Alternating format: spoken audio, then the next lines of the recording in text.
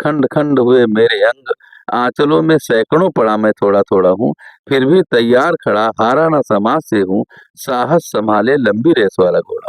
समय हम नैमिषारण्य क्षेत्र में भ्रमण कर रहे हैं और जैसे गांव में एक कोई भी काम होता था तो एक गांव के बाहर मंदिर होता था और मठ टाइप का जिसे कहते हैं, जैसे गोरखनाथ मठ है, उसी तरीके से हम बनगढ़ आश्रम पहुंचे हैं।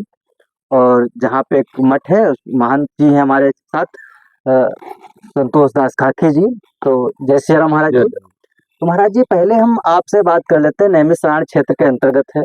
अभी आपने बात की कि आश्रम पर जब आए तो वो कठिनाइयाँ कौन सी, जैसे कहीं कहीं देखते हैं कि गद्दी का एक झगड़ा जैसा हो जाता है, क्या वो कठिनाइयाँ रही या कुछ अन्य?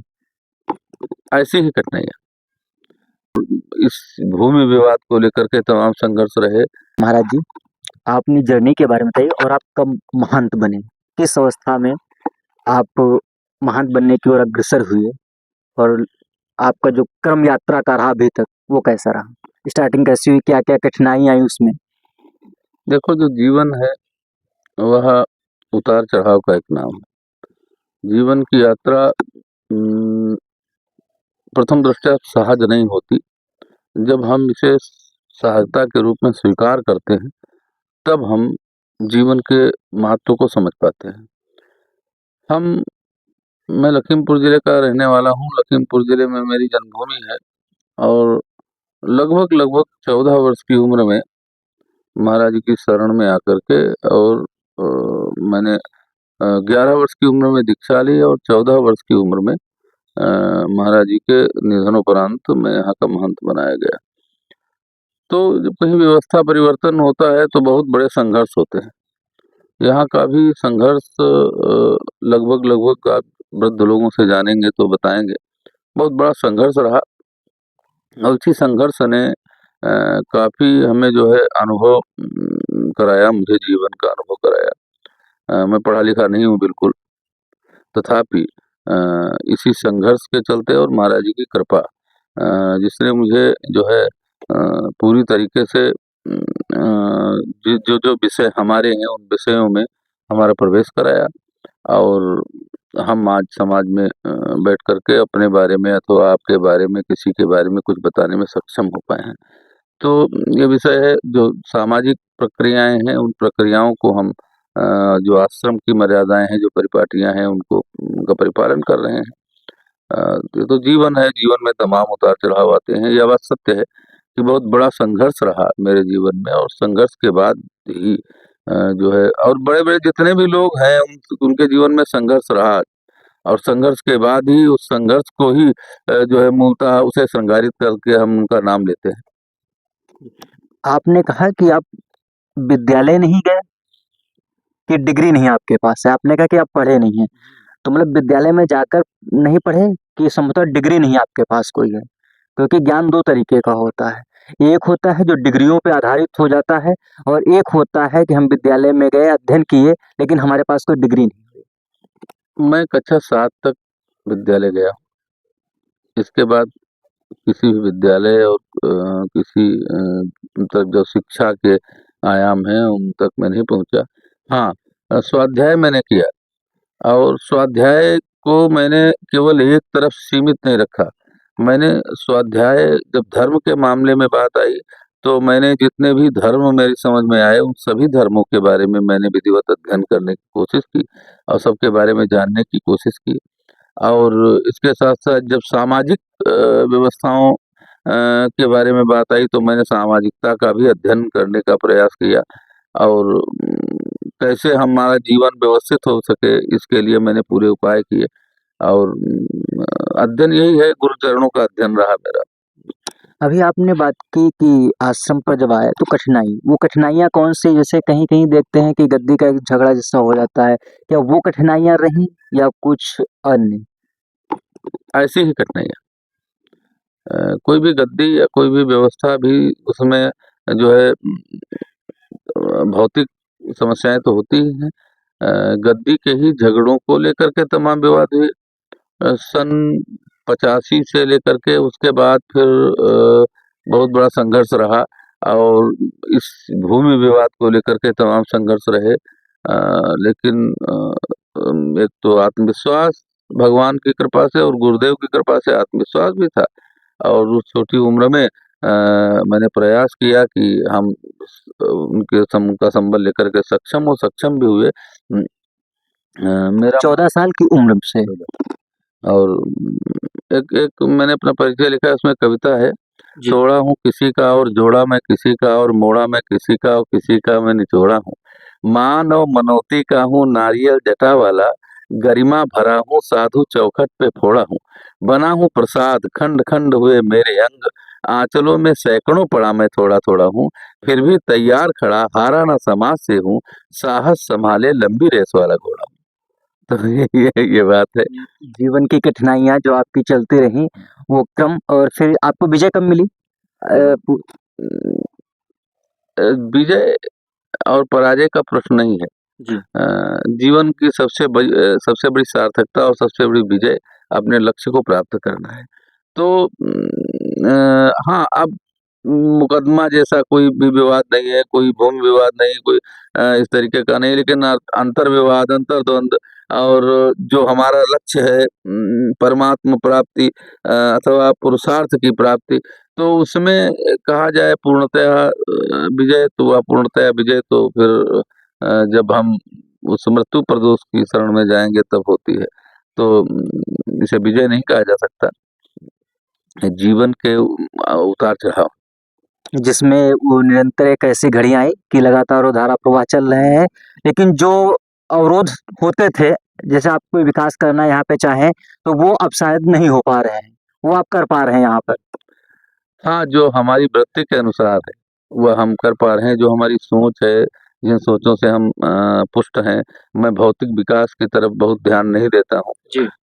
ईंटा, रोड़ा और जोड़ करके और तमाम ये सब कुछ करके, तो यह तो समाज जो सभी करते हैं, लेकिन मैं मानता हूँ कि आत्म विकास किया जाए और समाज को जो हमारा दायित्व है, जो हमारा पुरुषार्थ है, उसको करने का हम प्रयास करें। बाकी तो गाड़ी, बंगला, बिल्डिंग तो सब होता रहता है, यह प्राकृतिक वातावरण ही हमें अच्छा लगता है और बहुत ज़्यादा हमें लोकेशना भी नहीं है। बहुत ज़्यादा महत्वाकांक्षा भी नहीं है और ईश्वर करे लोकेशना और महत्वाकांक्षा से हम दूर ही रहें। सीतापुर जनपद में ही एक आश्रम है और एक मंदिर है कैलासन, उसका वर्णन क्या है? पौराणिक दृष्टिकोण से नैमिषारण्य में भगवान शंकर के 2 अवतार कहे गए हैं, सूली और कपाली। जी। तो वहाँ पर और तीर्थों की जब हम बात करें तो नैमिषारण्य में 2 प्रकार के तीर्थ हैं। एक तो जो मूल तीर्थ हैं और दूसरे प्रतिनिधि तीर्थ हैं। तो जो मूल तीर्थ वह तीर्थ है जो किसी पौराणिक ऐतिहासिक घटना को साक्षी मान करके वहाँ पर बने हैं, जो किसी पौराणिक घटना का साक्षी करते हैं। और जो प्रतिनिधि तीर्थ है वह तीर्थ है जो महर्षि दधीचि के द्वारा आवाहित करके यहाँ पर बैठाए गए, जैसे जिसके बल पर जो आपका पद्म पुराण है वो कहता है कि पृथिव्यानि यानि तीर्थानि तानि सर्वाणि नैमिषे। तो जो कैलाश आश्रम है यह प्रतिनिधि तीर्थ भी है और मूल तीर्थ भी है। सूली और कपाली 2 प्रकार के अवतार भगवान शंकर के यहाँ कहे गए हैं।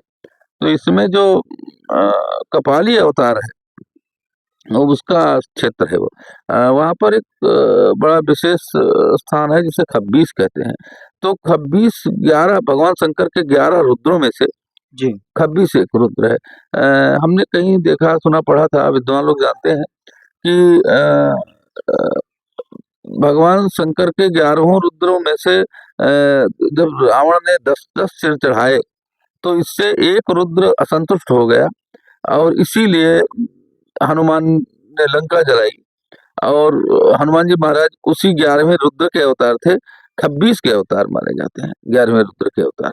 तो 11वें रुद्र का नाम खब्बीस है। तो खब्बीस का भारत में कहीं दूसरी जगह या पृथ्वी पर मानो कोई और स्थान मुझे नहीं लगता। ये खब्बीस का स्थान जो है केवल यही है कैलाश आश्रम में, इसलिए वह एक बहुत महत्वपूर्ण तीर्थ है। भगवान शंकर का बहुत ही महत्वपूर्ण तीर्थ है। और वहाँ पर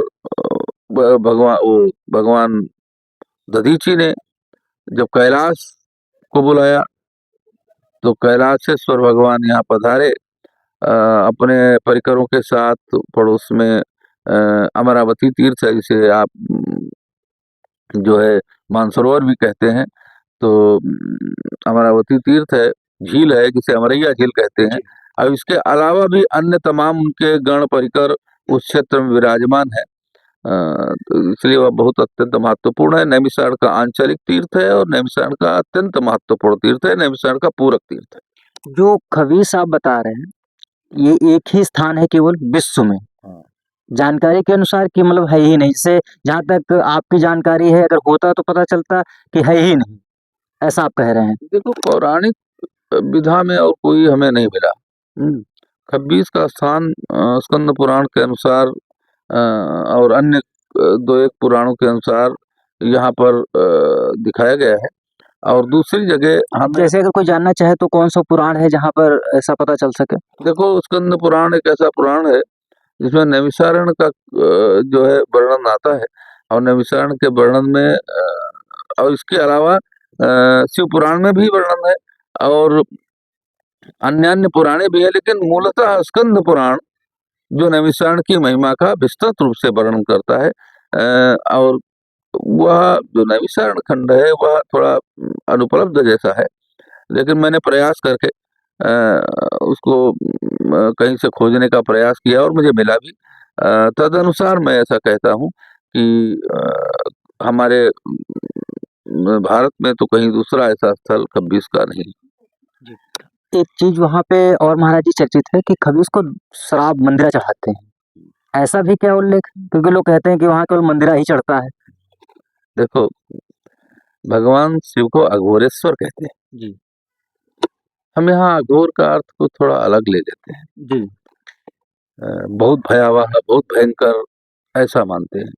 और जो मनुष्य के आचरण करने योग्य नहीं है वह अघोर है, जो अप्राकृतिक है वह अघोर है। लेकिन ऐसा नहीं, स्वीकृति का भाव ही अघोर है। जो किसी घोर को अघोर कर दे, किसी कठिनता को सहजता में परिवर्तित कर दे।